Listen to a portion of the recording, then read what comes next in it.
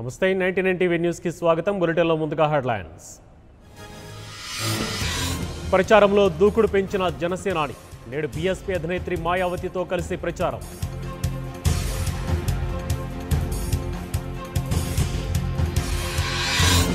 పరిపాలనలో టీడీపీ సర్కార్ విఫలమైంది. పవన్తోనే రాష్ట్రాభివృద్ధి సాధ్యమన్న తోట చంద్రశేఖర్.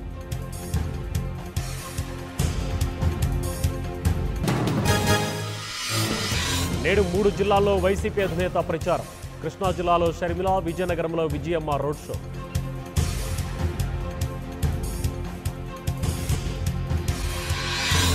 దేశ దరిద్రం పోవాలంటే కాంగ్రెస్ బీజేపీ పోవాలి.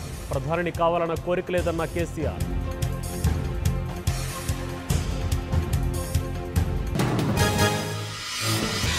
సైనికుల త్యాగాలను రాజకీయాల కోసం వాడుకుంటున్నారు. మోదీకి మంత్రి తలసాని కౌంటర్.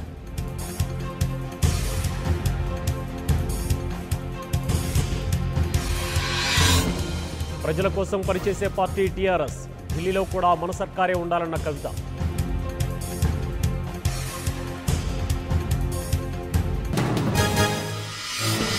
కేసులకు భయపడే వ్యక్తిని కాదు, హరీష్ రావుకు జగ్గారెడ్డి కౌంటర్.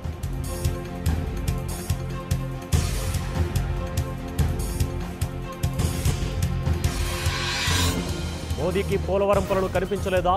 సిగ్గుంటే ఇవ్వాల్సినవి ఇవ్వాలన్న చంద్రబాబు.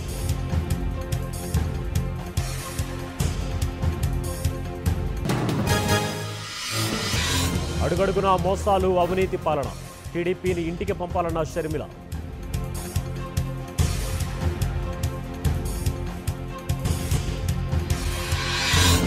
జయరాం హత్య కేసులో కొత్త ట్విస్ట్. 3 పోలీసు అధికారులపై వేటు.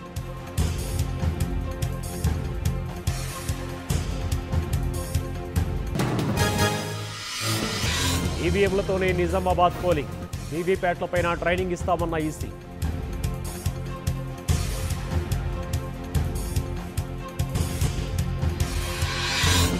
ఎర్రజొన్నకు మద్దతు ధర, పసుపు బోర్డు ఏర్పాటు. నిజామాబాద్ రైతులపై రాజ్నాథ్ వరాల జల్లు.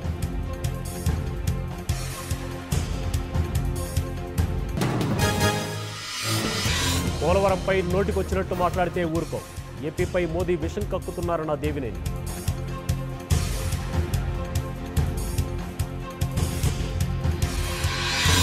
సుజనా చౌదరికి ఈడీ షాక్. 315 కోట్ల విలువైన ఆస్తుల అటాచ్.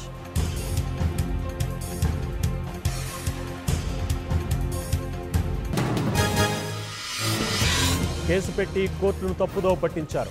తీర్పును సెషన్స్ కోర్టులో సవాలు చేస్తానన్న మోహన్ బాబు.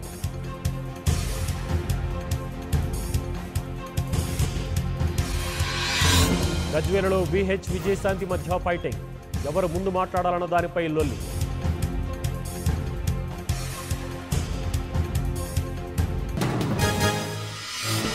టీడీపీ ఫిర్యాదులను ఈసీ పట్టించుకోవడం లేదన్న పార్టీ నేతలు. పీఎంఓ కనుసన్నల్లోనే పనిచేస్తున్నోందని విమర్శలు.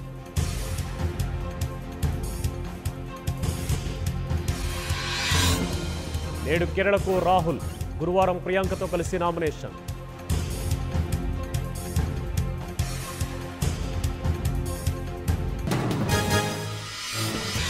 కాంగ్రెస్ 70 ఏళ్లలో చేయలేనిది మేము 5 ఏళ్లలో ఎలా చేస్తాం? మరోసారి అవకాశం ఇవ్వాలన్న మోదీ.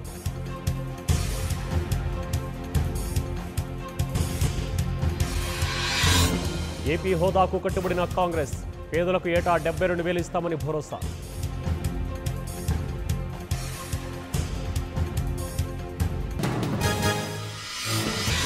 సాధ్యం కాని హామీలు, తప్పుడు ప్రకటనలు. కాంగ్రెస్ మేనిఫెస్టోపై జైట్లీ విమర్శలు.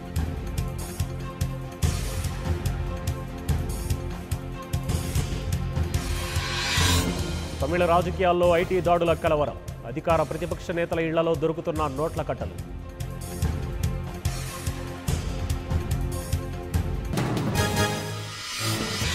ఈడీ కేసులో రాబర్ట్ వాద్రాకు ఊరట.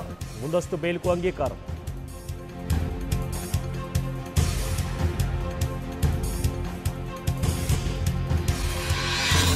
గల్ఫ్లో తొలి హిందూ దేవాలయం రెడీ. 20న అబుదాబిలో ప్రారంభించనున్న మోదీ.